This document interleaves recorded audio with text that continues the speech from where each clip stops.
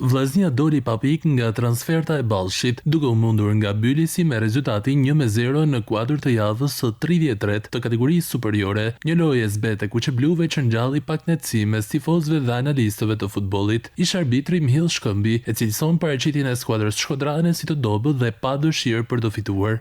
Neshje ndukje ndoshta edhe në realitet jo me mobilizimin e duhur.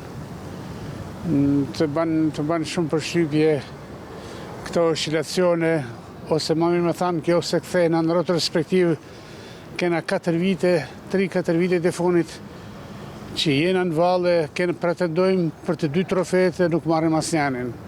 Mëtej, Shkëmbi e konsideron korrekt arbitrimin e këtij takimi.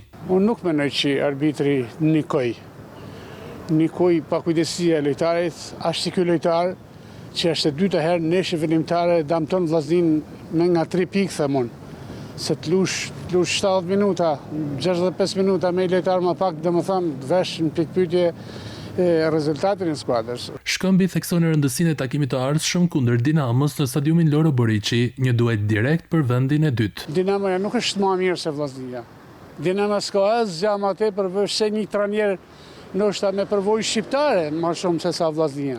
Kuqeblut kanë tashmë të gjithë presionin mbi supe për të arritur objektivat e sezonit në kampionat dhe kupë.